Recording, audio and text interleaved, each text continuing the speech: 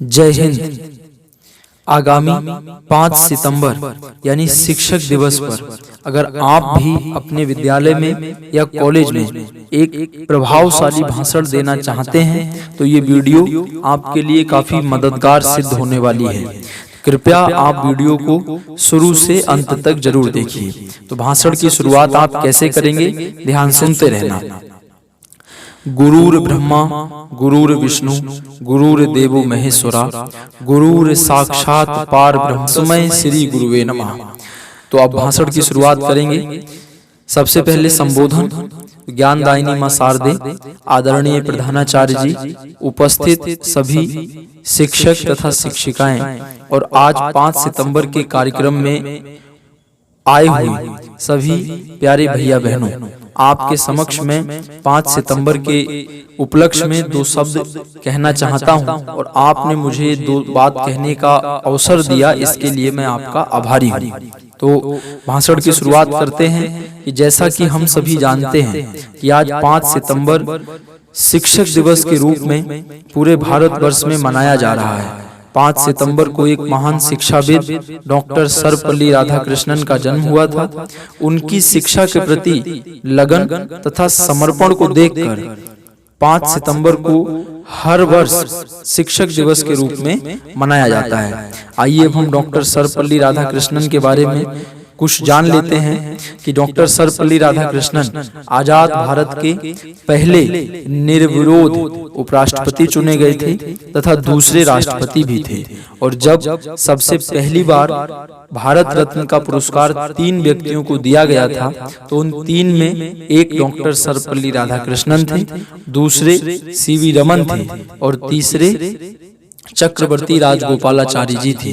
तो डॉक्टर सर्वपल्ली राधाकृष्णन के बारे में इतनी बात बताने की मैंने कोशिश करी। अब आगे की ओर हम अपने भाषण को लेकर के चलेंगे कि शिक्षक का तथा एक गुरु का हमारे जीवन में बहुत ही महत्वपूर्ण योगदान होता है। जीवन में किसी भी छोटी से छोटी या बड़ी से बड़ी शिक्षा को हासिल करने के लिए हमें एक गुरु की, एक उस्ताद की, एक मास्टर की या एक टीचर की हर कदम पर जरूरत पड़ती है। कबीरदास जी ने गुरु के सम्मान में यहाँ तक लिखा है कि गुरु गोविंद दो खड़े काके लागों पाए और बलिहारी गुरु आपने गोविंद दियो बताए कि आपकी ही बलिहारी थी। गुरु के लिए कहा कि जिन्होंने मुझे भगवान से मिलाने का मौका दिया, गुरु का आशीर्वाद या गुरु का ज्ञान ही काम आया कि आज हम भगवान के सम्मुख खड़े हैं।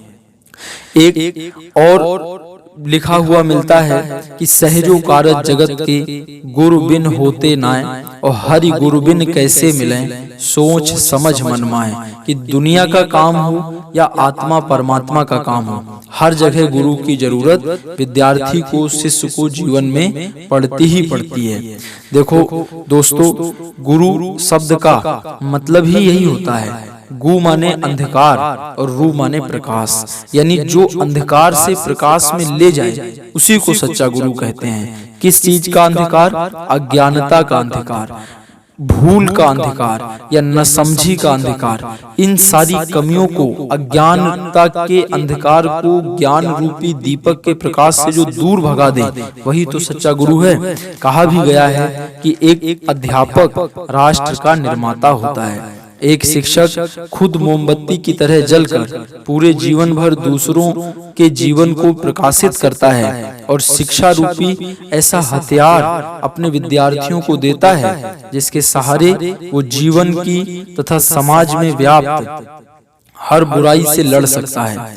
Education like a weapon by which we can fight against every evilness of the society। कि शिक्षा वो ताकतवर हथियार है जिसकी सहायता से हम समाज में व्याप्त हर एक बुराई से लड़ सकते हैं। शिक्षा की ही देन थी कि भारतीय समाज में अनेकों कुरीतियां, हजारों बुराइयां फैली हुई थी, लेकिन जैसे जैसे शिक्षा का स्तर बढ़ता चला गया, लोगों के अंदर समझ और जानकारी बढ़ती चली गई, उन बुराइयों का अंत होते चला गया।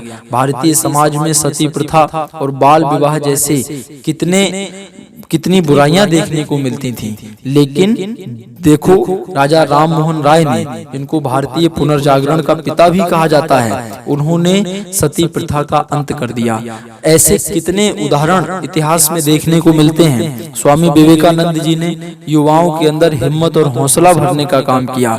गुरुदेव रविंद्रनाथ टैगोर ने, जिनको पहला नोबेल पुरस्कार मिला था 1913 में गीतांजलि के लिए, उन्होंने शिक्षा के दम पर कितने बड़े बड़े काम करके दिखा दिए। तो ये शिक्षा और एक शिक्षक की ताकत ही होती है जो इंसान को लोहे से सोना बना देती है। उसकी बुद्धि को इतना प्रखर और इतना तेज कर देती है कि वो कुछ भी सोच सकता है या वो अपने जीवन में तरक्की कर सकता है। अब जैसा कि हम जानते हैं कि हमारे भारत देश में गुरु और शिष्य का रिश्ता बहुत ही पवित्र रिश्ता था। जो भगवान बनकर दुनिया में आए, भगवान राम और भगवान कृष्ण, उन्होंने भी अपने गुरुओं का हमेशा सम्मान किया। रामचरितमानस में एक प्रसंग आता है कि जब भगवान राम रावण को मारकर और अपना 14 वर्ष का वनवास पूरा करके अयोध्या वापस आए थे, तो माता कौशल्या ने भगवान राम से पूछा कि अभी तुम बच्चे हो, तुम्हारे हाथ इतने कोमल हैं, अभी तुमने राजमहलों का सुख देखा, तो तुमने इतने बड़े बड़े राक्षसों को कैसे मार दिया। तो देखो, भगवान राम ने अपने गुरु के सम्मान में क्या कहा। रामचरितमानस में लिखा हुआ मिलता है कि भगवान राम बोले कि गुरु वशिष्ठ कुल पूज्य हमारे और जिनकी कृपा दनुज रन मारे। गुरुदेव की ही कृपा थी, इनका आशीर्वाद था कि मैं राक्षसों को मारने में कामयाब हो पाया। याद करने की बात है कि यही भारत देश, इसमें एकलव्य ने अपने गुरु द्रोणाचार्य को गुरु दक्षिणा के रूप में अपने दाहिने हाथ का अंगूठा दे दिया था। परंतु आज के समय में यह गुरु शिष्य के रिश्ते में सम्मान, प्रेम तथा अपनेपन की कमी नजर आती है। इसका कारण कहीं न कहीं स्वार्थ है। पहले गुरु शिष्य का रिश्ता निस्वार्थ भाव का होता था। आज इस रिश्ते को कमजोर बनाने के लिए दोनों ही लोग जिम्मेदार हैं। गुरु भी कहीं ना कहीं जिम्मेदार है और शिक्षार्थी विद्यार्थी भी जिम्मेदार है। देखिए, पहले गुरु निस्वार्थ भाव से अपने बच्चे के समान शिक्षक को शिक्षा, अपने शिक्षार्थी को शिक्षा दीक्षा देता था, लेकिन और शिक्षार्थी भी, विद्यार्थी भी उतने ही सम्मान के साथ गुरु जी का आदर किया करते थे। लेकिन आज के समय दोनों ही लोगों में स्वार्थ आया और इस रिश्ते की जो नींव है वो कमजोर पड़ने लगी।